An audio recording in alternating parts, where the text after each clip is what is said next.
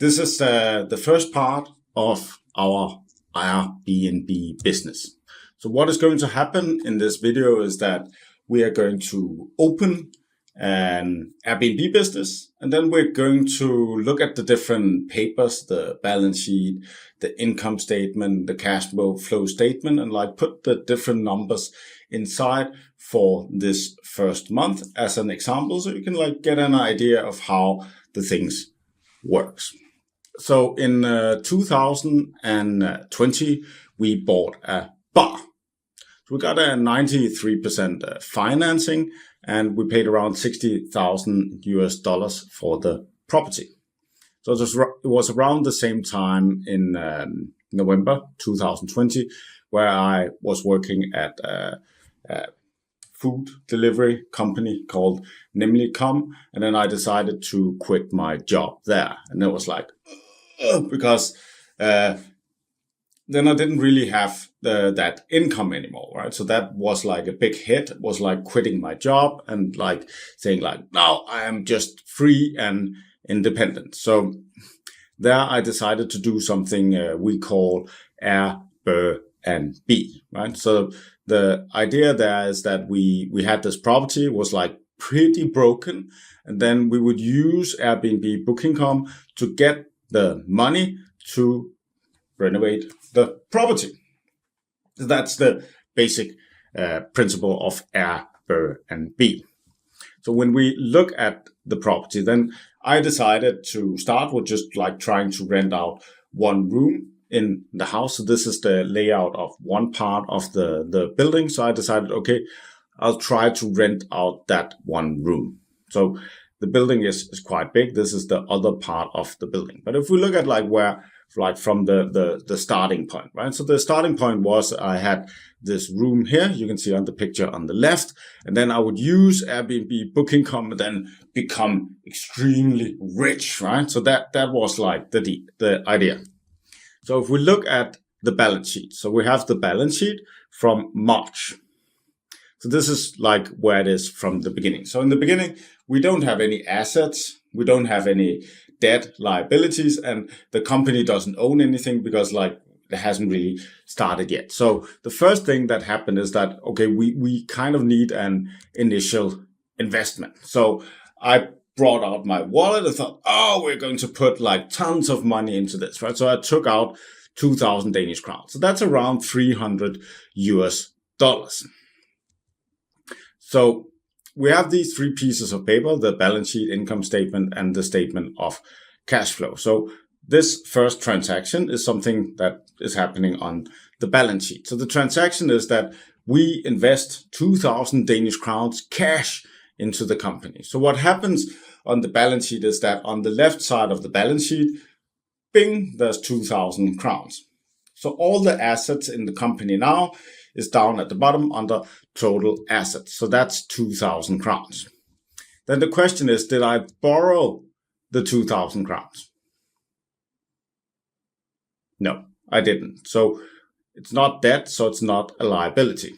So the company's money, the original investment, goes under owner's equity. So now the total equity of the company is 2,000.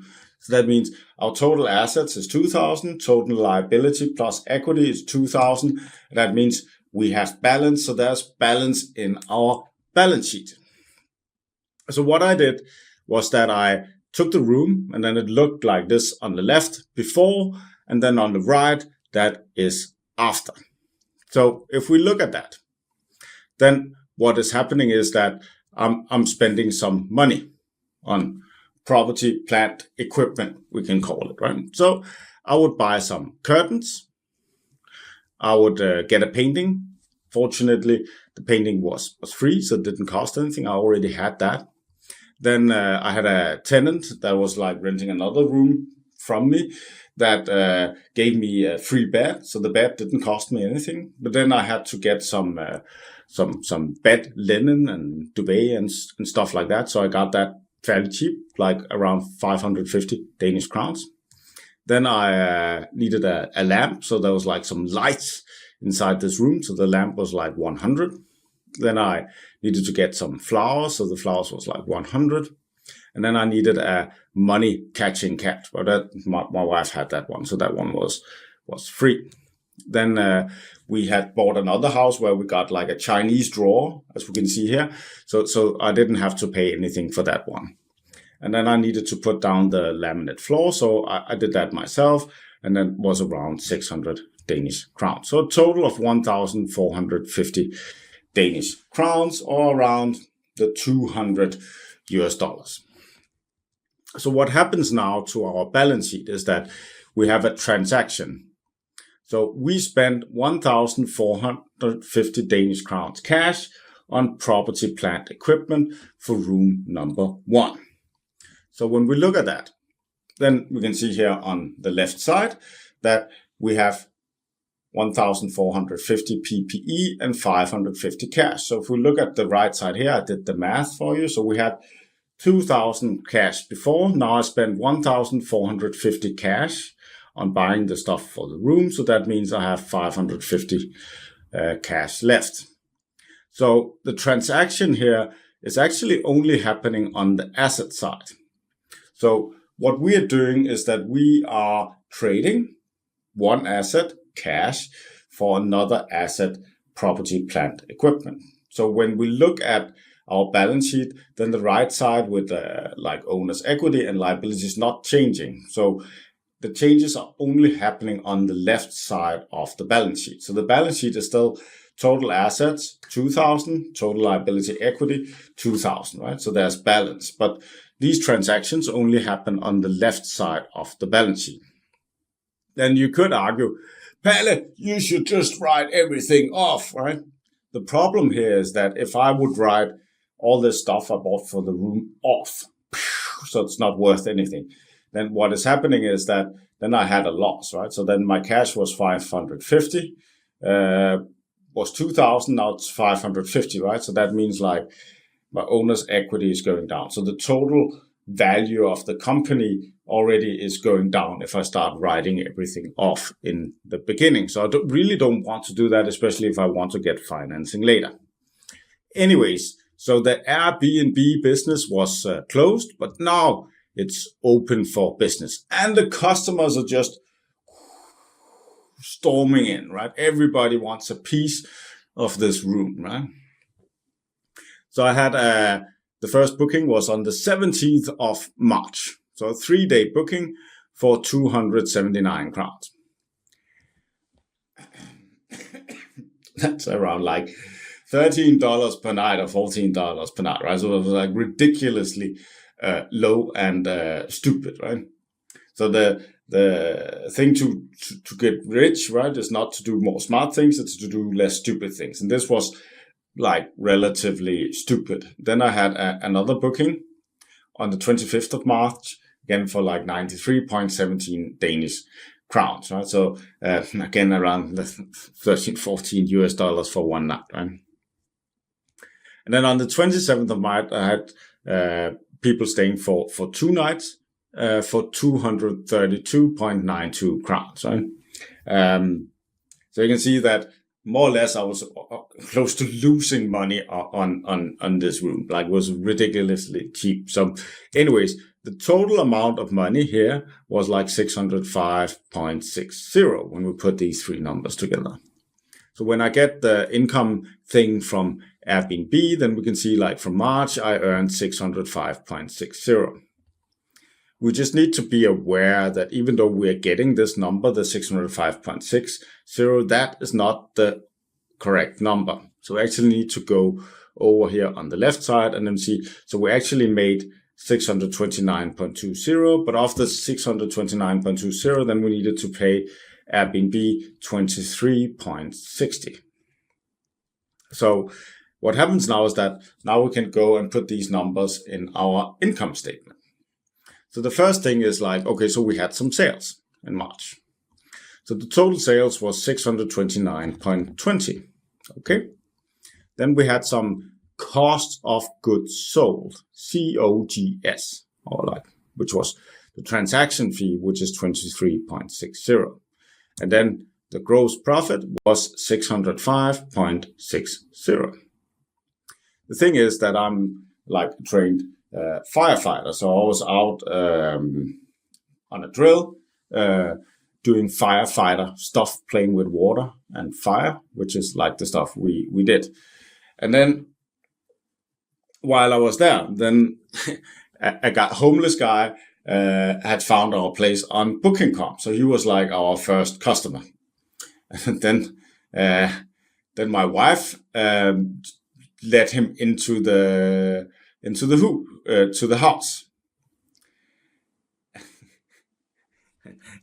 And he just paid with like 200 Danish crowns cash, right? So it's like it's a better deal than the Airbnb thing, right? So already there he's like paying twice what the Airbnb guys are paying, right? And we didn't have to wait for the money. We just got it cash, right? The thing was that I think he spent. So I had to like finish the fire drill early and then went home, right, to look for my wife.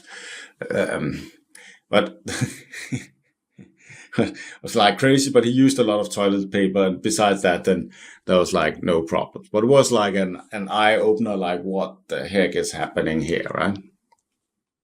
So that happened in March too, right? So when we look at our income statement, then now we had a transaction. So we received the 200 Danish crowns cash. So before we had 629.2 in sales. Now we got the 200 crowns cash. So that means our total sales are now 829.20 cash. The transaction fees didn't change. And our gross profit is now the 605.6 plus 200, 805.60. So like the 829.20 minus 23.60. So now the month is over. It was so fun in March, right? With all this short-term rentals, right? So we have a transaction now, right? So the transaction is from our income statement. So the transaction is that we earned 805.60 Danish crowns. And then we got it in our bank account. So I took the 200 and then I put it in the bank. So what happens now under owner's equity, then we had the original investment, but now we have something new, right? We have earnings month to date, which is 805.60. And you can see the name of this sheet. It's called balance sheet 31st of March ending. So what happens now is that our cash goes up. So before we had the 550 cash, but now we had the earnings month to date, which is also cash, 805.60. So that means our cash has increased to 1,355.60. The cool thing is that we added the 805.60. That was our earnings on the right side under our owner's equity and on the left side under our assets as cash. So now when we take the cash and we put it together with our property, plant, equipment, then we can see that, we have 2,805.60 in cash, in total assets on the left side, and liabilities, owner's equity is also 2,805.60. So there's balance, which is like pretty cool, right? So summary of March month transactions, right? Okay.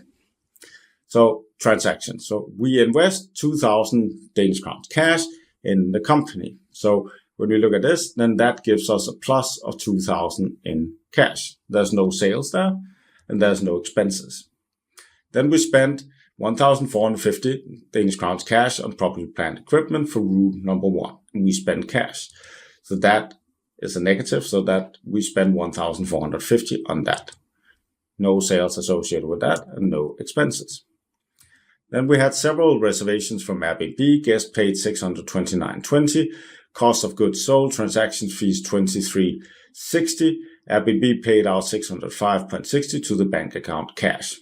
So what happens here is that under cash we have 605.60, but under sales we have 629.20, and then the expenses was 23.60. Then we got one lead from Booking.com. Guest paid 200 Danish crowns cash. So that is 200 plus in cash and 200 plus in sales. No expenses there. So what we can see here is that we had a plus of 1,355.60 cash, and we had 829.20 sales, and our expenses was 23.60. So you will see here that we have different kinds of cash, right? So we had the cash that was like from the operations, we have the cash from investing, and we have cash from financing. So some of this cash came from iCash, right? But actually what we have here with the cash is sort of like our cash flow statement. What we have here with sales is our income statement. The thing here that is like interesting and you need to pay attention to is that our cash is bigger than our sales, because we can get cash from investing. Like we invested to 2,000 crowns in the company, so that's why our cash is bigger than sales. But cash can also be smaller than sales. So if we look at the income statement for March, so like now the month is over, so it started on the 1st of March, now it's the 31st of March. So sales revenue, we have the revenue, 829.20, we have the cost of goods sold, 23.60, 805.60, nothing on the expenses, so our net profit was 805.60. If we look at our cash flow statement, then we have the collections from customers, Booking.com, Airbnb. So we collected 805.60 cash. So that is O cash. So there's an O on the left side. Then we bought some property, plant, equipment, stuff for the room. So we spent 1,450 for that. So that is iCash because it's an investment. Then we had the original investment we put into the company, which was like 2,000, which is also iCash. And then we know that the beginning cash on the 1st of March, before we started the company, was 0. And the ending cash on the 31st of March is 1,355.60. So the change in cash is this. So the change in cash in March is that the cash was 0, and then it went up 1,355.60. So what we have there is our cash flow. The change in cash is our cash flow. And we need to remember that profit is a theory, but cash is a fact. I can go down to McDonald's and I can buy a burger with cash. I can't buy a burger with profit. So that was the first month of our Airbnb journey, right? Going to become extremely rich from investing and doing this kind of stuff. So yeah, the next video, I'm going to go through the Airbnb business April, right? So what is going to happen in April? It's very, very interesting. If you're new to the channel, subscribe to the YouTube channel. There's a playlist to this series of videos up here. You can watch. There will be a link for the second part up here too. If you like the video, give it a like. If you don't like it, give it a dislike. What do you think about it? We also have our membership on thesecretway.com. If you want to become a member, a minion. Else, that was all for me. Write what you think in the comments. Thanks for watching. Have a wonderful day.